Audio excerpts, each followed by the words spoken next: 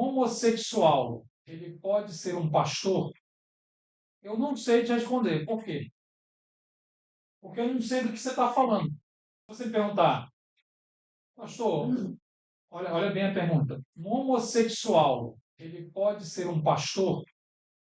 Eu não sei te responder. Por quê? Porque eu não sei do que você está falando. Eu não sei de qual das quatro elementos você está falando. Aí você pergunta assim, um homossexual pode ser pastor? Eu não sei. Porque você está falando disso, disso, disso ou disso? Estética é o trejeito, viu, gente? Trejeito. Mas como assim você não sabe? Depende do que você está falando. Porque você está falando assim, uma pessoa que tem atração para o mesmo sexo pode ser pastor? Pode. Porque todo pastor que existe na face da terra convive todo dia com atrações que podem levá-lo a pecar. Todo dia. Todos os pastores, sempre, sempre. E tem muitos que estão pecando. Então, se for por atração, todos nós estamos no mesmo lugar. Então, a atração, a libertação da pessoa não é quando a atração some, porque não há quem tenha essa libertação, irmão. Se você exigir disso a pessoa, você vai colocar um fardo sobre ela que você não está carregando. Como é que você faz um negócio desse? E se ela passar a ter atração hétero, ela vai continuar tendo atração capaz de levar a pecar. Então veja, a libertação não é ausência de atração. A libertação, eu não uso muito essa frase, eu sou preteriano. Libertação não é quando a pessoa, não sinto mais nada, agora eu sou hétero. Libertação é quando o que eu sinto, as minhas atrações, deixam de definir o que eu faço e quem eu sou. Independentemente se eu parei de sentir ou não, independentemente se eu casei ou não, porque o hétero está no mesmo lugar. E se o hétero não viver isso, ele vai pecar. Entende? Então, é, essa pessoa, aí você fala, vamos voltar para a pergunta. O homossexual pode ser um pastor? Se você está falando isso aqui, pode. Porque qualquer pessoa, como eu já expliquei, tem atração.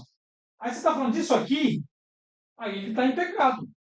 Se ele está praticando um pecado de forma, quanto mais defende o pecado, eu acho que ele não está qualificado para ser um pastor. É outra coisa, né? E a identidade? Eu acho problemático.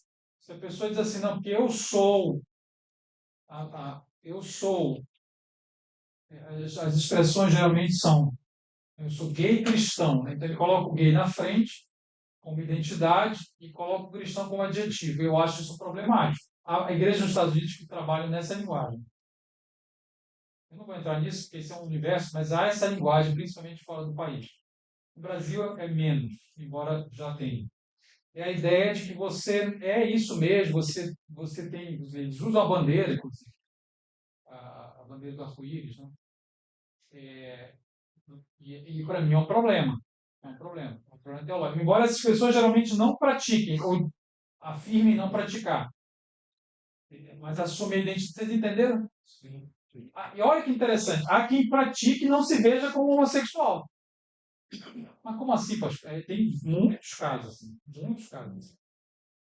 Muita gente que tem práticas de relações sexuais com pessoas do mesmo sexo e por algum detalhe, por algum tipo porque ele se interpreta aquilo de uma determinada forma, ele fala, não, mas eu não sou homossexual. Mas você não estava fazendo tal ato ali? Não, mas isso aí é uma coisa que eu faço, mas eu, eu lembro de um pastor, ele infelizmente uma vida dupla, e foi público, inclusive, o escândalo dele, todo mundo ficou sabendo. Ele era casado, tinha 3 filhos, já tinha anos de casamento, uns 15 anos, mais até. E ele tinha uma vida dupla, infelizmente, ele saía com homens, né? Homens anônimos, assim. Ele achava uma pessoa na rua e fazia sexo. É literalmente assim, em vários lugares. Até que um desses caras, ele começou a chantageá-lo. Ele descobriu que ele era pastor, e aí falou, olha, você me dá o seu carro, então eu vou lá na sua igreja. E ele começou a ver um inferno, não? Aquela coisa toda, tentando despistar o cara. Ele pregava olhando para a porta. Em qualquer momento o cara ia aparecer. Até que ele não aguentou mais e falou para a liderança. Aí contou tudo, né? E depois eu atendi e ele falava assim, cara,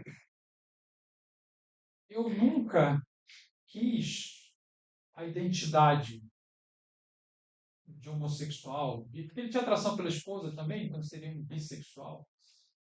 Se a minha mulher me deixar, porque a mulher dele não deixou, ele contou e a mulher não foi embora.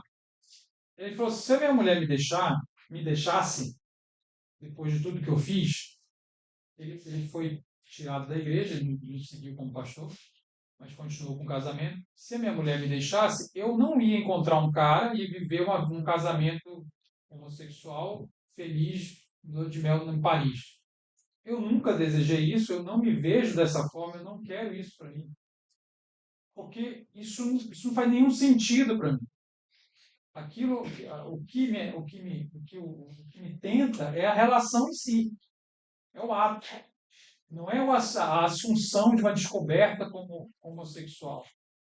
Entende? Então, as coisas são muito diversas, são muito complexas. Então, por isso que quando a pessoa fala uma coisa dessa, você tem que parar e perguntar do que você está falando. Me explica melhor. Não saia concluindo assim. Ah, eu entendi. Ah, é homossexual, é gay. Ah, tá, entendi. Não é assim, porque ela pode estar falando disso, comportamento, pode ter a questão da atração, identidade, pode ter, como eu falei, comportamento sem identidade.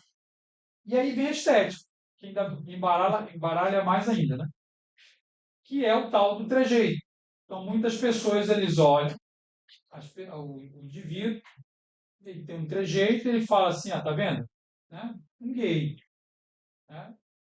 E aí, irmão, você pode cometer algumas injustiças, né?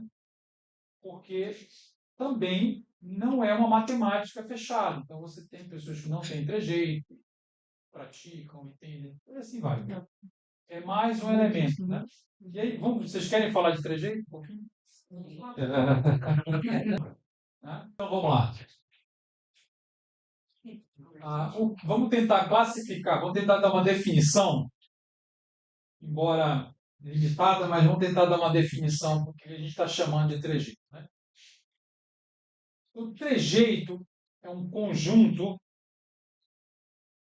de maneirismos, tom de voz, jeito de andar, gestos, ah, temperamento, interesse, personalidade, que não coincide, esse conjunto dessas coisas, não coincide com o estereótipo para aquele sexo. Ok? Então, maneiras de andar, de se mexer, características de personalidade. Eu sou muito sensível. Isso é coisa de mulher. Eu estou dando exemplo para ficar mais claro. Então, aí eu sou um homem que cuida demais da aparência. É um homem que anda assim, ele não anda certo. Ele fala de um jeito que não é o jeito certo. Não é masculino. Então, esse conjunto de elementos não coincide com o que eu estou chamando de estereótipo para aquele sexo. E aí agora você perguntar o que é o tal do estereótipo. Vamos lá. Vamos construindo as ideias. O que é o estereótipo?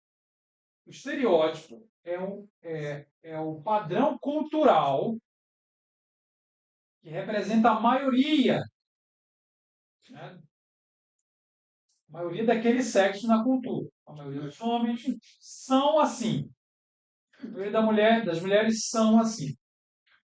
Por que existe estereótipo? Porque é uma opressão.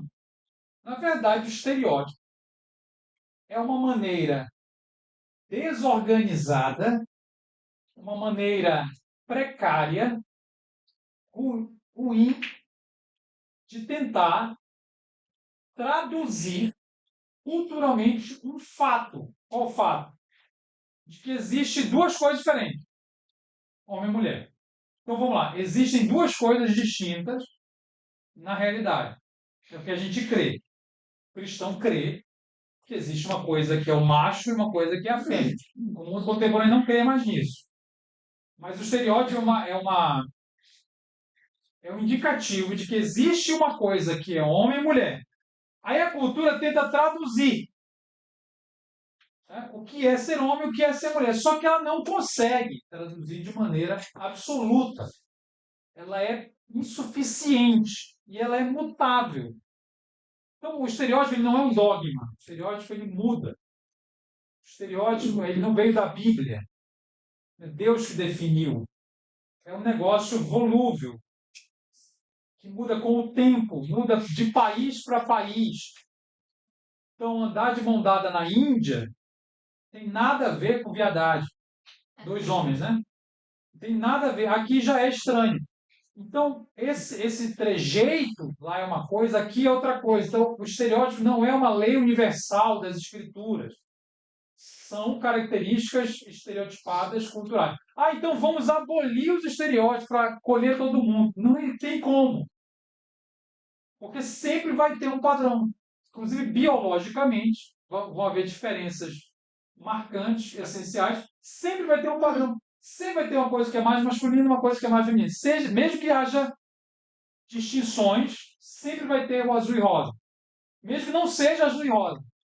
Mesmo que daqui 100 anos se inverta. E agora o homem usa rosa e a mulher usa azul. Não é o azul e não é o rosa. É que, de uma maneira precária, insuficiente, está se tentando dizer tem duas coisas diferentes. E aí, quando a gente tenta abolir isso aí, não dá certo. Porque para abolir, você está querendo uma neutralidade, né? Tratar como se não tivesse duas coisas diferentes. Isso não funciona culturalmente, nunca funcionou. Em nenhuma civilização da história da humanidade. Nunca funcionou. Nunca. Né?